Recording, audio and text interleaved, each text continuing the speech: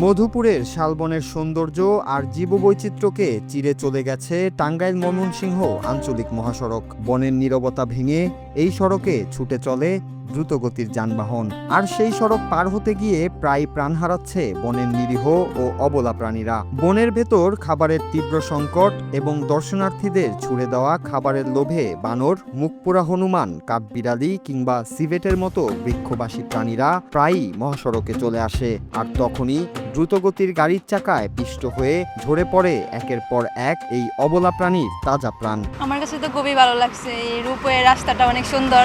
তো ওইটার উপর দিয়ে প্রাণীগুলো যাইতে পারে রাস্তায়, কোনো কিছু সমস্যা হয় না। তারা রাস্তায় আসে বনের ভিতরে খাবার পায় না বলে। বনের ভিতরে যদি পর্যাপ্ত পরিমাণ ফল গাছ থাকতো তাহলে কিন্তু বানর কখনো এই মেন রোডে আসতো না। আর মেন রোডে আসে বলে কিন্তু রাস্তায় দুর্ঘটনা করে। এবার তে ওভার যায়, এবার তে এবার আসে মারা যায়।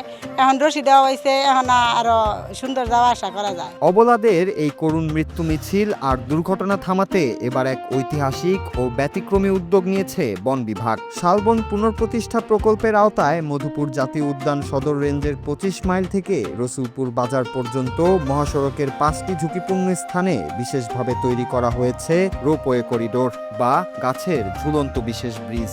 দড়ি দিয়ে তৈরি এই ওভারপাস ব্যবহার করে এখন থেকে গাছে থাকা বানর ও হনুমানরা মাটিতে পা না দিয়েই সম্পূর্ণ নিরাপদে বনের এক পাশ থেকে অন্য পাশে পারাপার হতে পারবে। এটা রশি দিয়ে রাস্তা বানানো হয়েছে, এদিক দিয়ে যদি বানর আসা যাওয়া করে তাহলে অবশ্যই ভালো হবে। কিন্তু এটা তো আসলে বানর যাওয়ার মতো সেই অভ্যাসটা তো নাই। এটা আসলে বানর কি যাবে কি না সেটা আসলে এখন দেখার বিষয়। সরকার থেকে 5টা রশির রাস্তা করে দিচ্ছে উপর থেকে, উপর দিয়া। আর এটা তো দেখি না যে বানর সহজে কোনো সময় যাতায়াত করতে। অনেকেই পর্যটকরা নিজের ইচ্ছায় ইচ্ছায় তারা খাবার নিয়ে আসে, যে তারা এই খাবার লোভে তারা আর বনের ভিতরে যায় না। কিছু বানর এই রাস্তায় অবস্থান করে। তো সেই থেকেই যারা রাস্তায় যাতে দুর্ঘটনা না ঘটে, আমরা সেই চিন্তা করেই, সেই ভাবনা থেকেই আসলে রূপওয়ের এই চিন্তাটা মাথায় আসছে এবং সেই প্রেক্ষাপটেই রূপওয়ে বাস্তবায়ন করা হচ্ছে।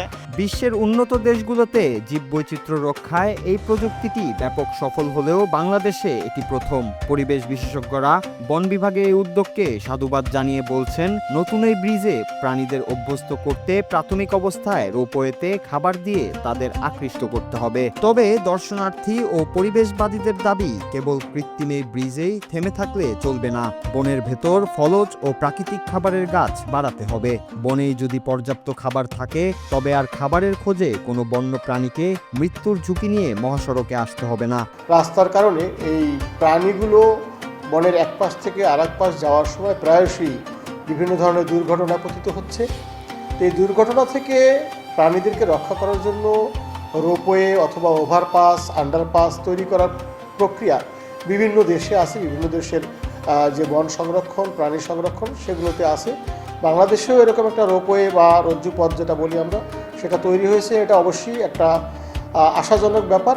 আপাতত পরীক্ষা নিরীক্ষা হিসেবে এই 5টি রোপওয়ে করিডোর নির্মাণ করা হলেও বন বিভাগ জানিয়েছে, এর কার্যকারিতা ও সুফল পাওয়া গেলে বনের বাকি ঝুঁকিপূর্ণ এলাকাগুলোতেও এই রোপওয়ে ব্রিজ তৈরি করা হবে। সঠিক রক্ষণাবেক্ষণ ও বনের ভেতরে খাবারের পর্যাপ্ত ব্যবস্থা করা গেলে এই অভিনব বিশেষ ব্রিজ মধুপুরের প্রাকৃতিক সম্পদ ও বন্যপ্রাণী রক্ষায় এক যুগান্তকারী বিপ্লব ঘটাবে, এমনটাই প্রত্যাশা সকলের।